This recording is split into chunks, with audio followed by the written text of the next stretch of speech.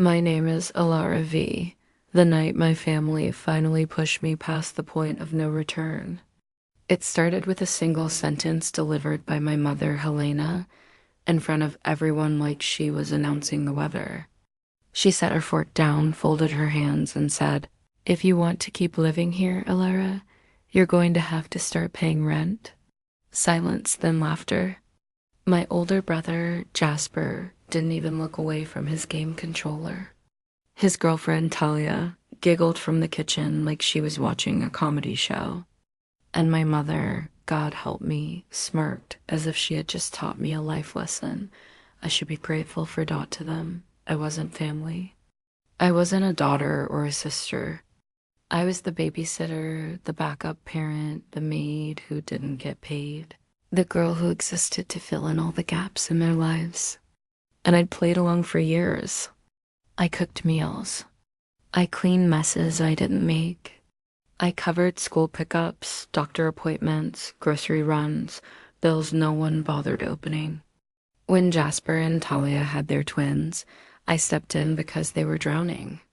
But helping slowly turned into expectation into obligation, obligation into blame. If the Wi-Fi glitched, it was suddenly my fault. If the fridge broke, I must have overloaded it. If Talia forgot a school form, somehow I was the one who should have remembered it. And now, I needed to pay rent to keep living in the house where I did more than anyone. I stood there holding a laundry basket I never even got to finish folding.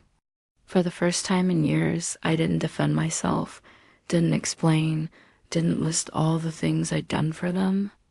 I just walked away straight down the hall into my tiny bedroom and began throwing clothes into my duffel bag without folding a single thing. I yanked chargers from the wall, stuffed my toiletries into a grocery bag, took the grocery and gas cards that were linked to my own bank account, the ones Jasper and Talia had been swiping like candy without ever asking. No one followed me. Not one person said, "Wait, let's talk." They didn't even look up. They probably thought I was being dramatic, but this wasn't drama. This was done. I walked out the front door, got into my old car, and drove away. The hotel I found wasn't much. Dim hallway, stiff bed, chipped wallpaper. But when I closed the door and the world went quiet, it felt like heaven.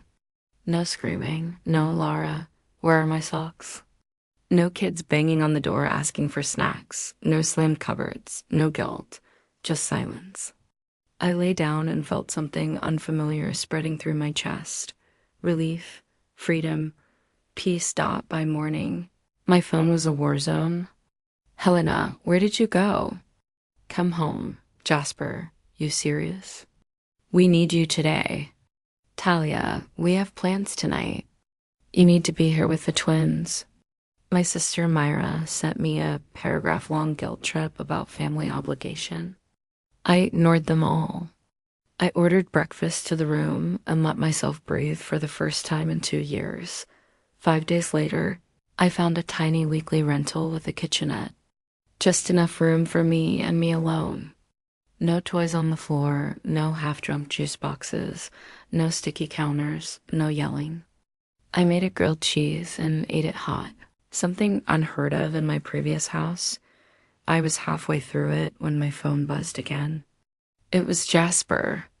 The credit card got declined. "Did you forget the payment?" I stared at the screen, blinking once, twice, and then I burst out laughing. "Forget? No, Jasper, I didn't forget. I just stopped. Stopped paying.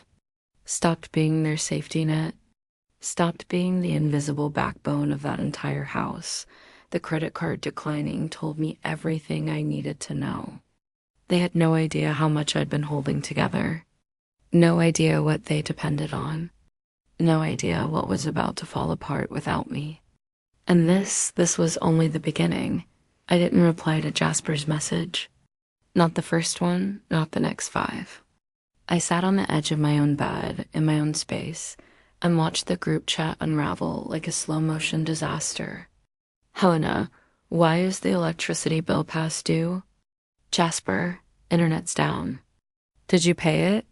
Talia, I tried using the gas card. Insufficient funds. What's going on? One after another, panic growing between the lines. For years, Jasper bragged about how independent he and Talia were, how they figured out adulthood. Meanwhile, every bill had been sitting on my shoulders. Electricity me. Wi-Fi me. Groceries mostly me. Gas for the family car me. That little pile of Amazon packages at the door every week also me. And they never noticed, not once. My boyfriend Reese called that afternoon. The soft comfort of his voice felt like warmth on skin after too many cold days. Alara, you sound lighter, he said. When you left that house, it was like your voice changed. It's weird, I admitted. I don't feel guilty yet. That's not weird, Alara. That's healing. Everything okay with Chloe? I asked, keeping my tone neutral. Chloe was Reese's ex-girlfriend, who had been sniffing around his social media like a stray cat looking for scraps. He sighed. She's doing that thing again, liking my old photos, commenting big crap. But I blocked her. Don't think about it. By day 7, the collapse at home went from inconvenient to catastrophic. They lost internet. Then the fridge got warm because the electricity almost shut off. Jasper called Helena irresponsible. Helena yelled at Talia about budgeting. Talia screamed back about that ungrateful girl leaving us here. Helena left a voicemail. Sweetheart, I think we all just overreacted a bit. Why don't you come over for dinner? We miss you. No apology, just a lure wrapped in fake tenderness. I said sure.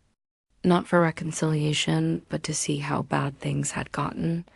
The moment I stepped into the house, the shift hit me like cold air. The home was weirdly quiet. No background music, no smells of a decent meal.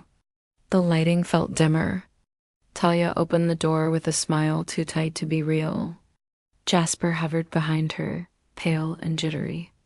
Helena sat at the table with her phone face down, as if hiding notifications from me. Dinner was sad. Store-brand soda, dry chicken. Eventually, Helena cleared her throat. So, Alara, we've been talking, and we think you're leaving a point. But you also need to understand something. You live here. You should contribute. That's just how families work. Then the avalanche started. You shouldn't have abandoned the twins. You made things harder on all of us. You owe us for everything we've done for you. 2 hours.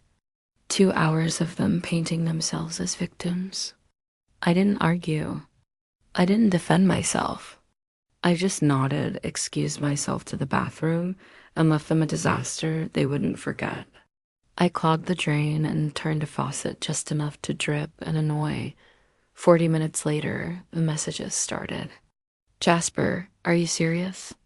What did you do? Talia, that's disgusting. What's wrong with you? Helena, how dare you? We invited you in good faith. I had just finished signing the lease for my new apartment. A real one, a safe one. My keys jingled in my hand as I stepped into the empty living room. My living room. My chest tightened.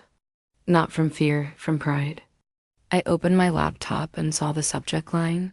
Congratulations on your promotion. Reese called that night. Look at you, he laughed.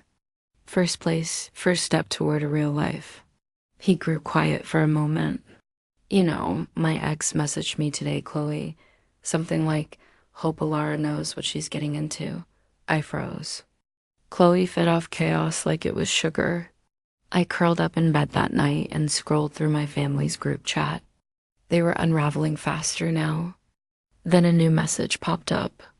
A video sent by Jasper. He filmed himself prying up the floorboards of my old bedroom, the hiding spot I thought no one knew about, and pulling out a metal box. My metal box full of IDs, old tax files, client lists, and years of personal information. Jasper, maybe come talk to us. Family shares everything, right? A threat, a challenge, a line in the sand. I didn't panic. I called my friend Dorian, a cybersecurity analyst I went to college with. Within minutes, we remotely wiped the drive.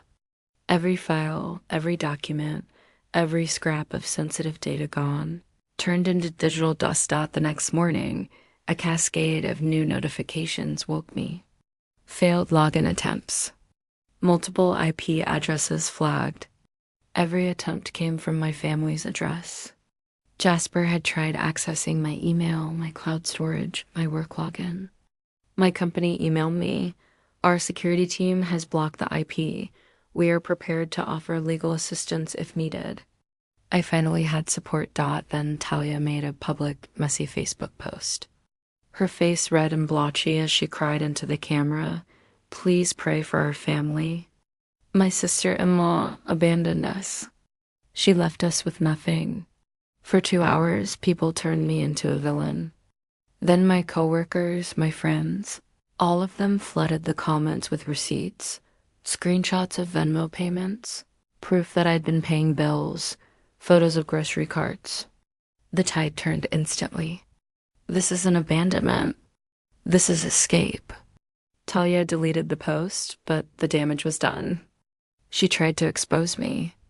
Instead, she exposed all of them. Things escalated when I received a letter from the DMV, unpaid tickets, dozens for a car I no longer owned. My old car, the one I gave Marcus when mine broke. He never transferred the title. I went to the DMV with the proof of sale. The car was towed from his driveway that afternoon. Jasper showed up at my apartment, pounding on the door. "Come out, Ilara. You owe us. You owe the family." I called the police. 2 officers arrived. I showed them the text, the attempted break-in, the history of harassment.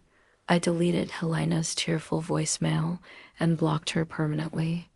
The moment my thumb tapped block caller, something deep inside me cracked open like a window.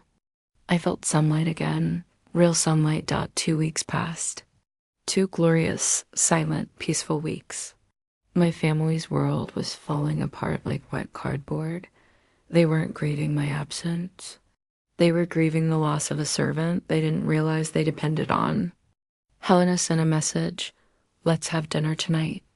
No expectations, just family. We want to apologize." She had never apologized for anything in her life. I said yes.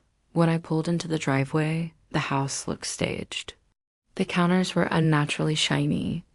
A candle burned, masking the stink of old dishes. No one said the word sorry. They went straight into pity mode. Things had been hard. Money was tight. The twins were confused. "Maybe, you could help out with some bills just until we're stable again."